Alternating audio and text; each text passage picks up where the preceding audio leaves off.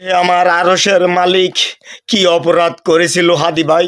ইনকিলাব মঞ্চের একটি সভাপতি, কি দোষ ছিল তার মাথার মধ্যে করা হইল গুলি? কি সত্যবাদী ন্যায় বিনীত লোক কি থাকবে না বেঁচে? তুমি মাওলা বলে দাও আমাকে। মাওলা, আমি জানি তুমি ছাড় দাও, ছেড়ে দাও না।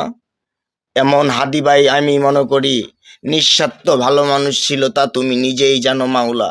ও হে আমার আরশের মালিক, তুমি ওরে সুস্থ করে দাও। ওর ঘরে তো ওর বাচ্চা কাচ্চা আছে। ও হে মালিক, তুমি ওরে সুস্থ করে দাও মালিক। তোমার কাছে আর সে বেশি কিছু চাওয়ার নাই। এই পাপী বান্দার কথাটা মালিক কবুল করিও মালিক। মালিক, তুমি ছাড়া তো কেউ নাই আল্লাহ। তুমি ছাড়া ওর কেউ নাই, আর ওই ছাড়া তোমার বান্দার অভাব নেই। তুমি ওরে সুস্থ করে দাও আল্লাহ। আর যদি সুস্থ হয় তো ওর অনেক মানুষকে আরো হেদায়েত দান করতে পারবো, আরো মানুষকে জ্ঞান দিতে পারবো, ওর জন্য আরো 10টা ভালো লোক হইব। মাওলা, তুমি ওরে বাঁচায় দাও মাওলা।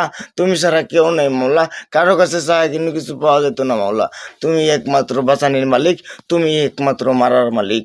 তাই তুমি ওরে বাঁচায় দাও আল্লাহ। ও হে আমার আল্লাহ, তুমি ওরে বাঁচায় দাও আল্লাহ।